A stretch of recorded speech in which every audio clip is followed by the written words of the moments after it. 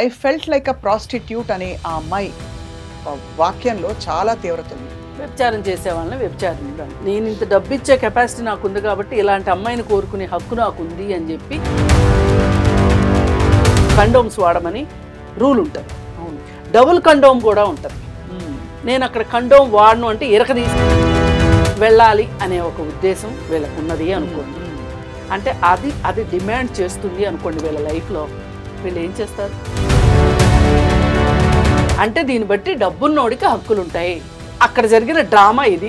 ఇంత పెద్ద ఈవెంట్ని హ్యాండిల్ చేసే ఆ పరిస్థితుల్లో మనం ఉన్నావా అని ఒకసారి ప్రశ్నించుకోవాలి. ఈ అందాల పోటీలు నిర్వహించాలనుకోవడం దేనికి, నిర్వహించడం దేనికి, ఇందులో మనకు సత్తా ఉందా లేదా అని నన్ను నేను నిరూపించుకోవాలి, నా రాష్ట్రాన్ని గురించి అందరూ మాట్లాడుకోవాలి అనే ఒక బాధ్యతలో ముఖ్యమంత్రి. నువ్వు చేంజ్ చేసావయ్యా రేవంత్ రెడ్డి అని ఎవరన్నా అడిగితే, ఇదిగో నేను ఇన్ని పెట్టుబడులు ఆకర్షించాను, నేను ఇన్ని దేశాలు తిరిగాను, నేనే తీసుమార్కాలు నన్ను ఎందుకు తీసుకొచ్చుకున్నట్లు.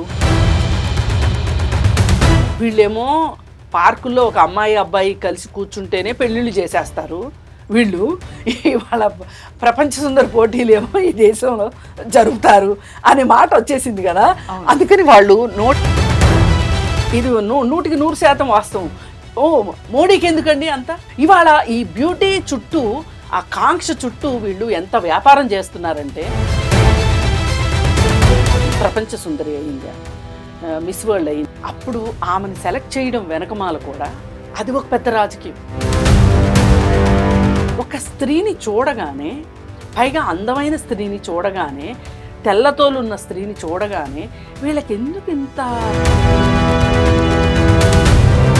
అనవసరంగా తమన్నాను తీసుకోవాల్సిన అవసరం ఏంటి చెప్పండి? మనం కళ్ళతోటి కూడా రేప్ చేయవచ్చు. నువ్వు అసలు అంత అందాలు ఆరబోయడానికే కదా ఇక్కడికి వచ్చింది. అందాలు ఆరబోసేటప్పుడు చూస్తే తప్పేంటి? నైగారు నాంచారులా మాట్లాడుతుంది.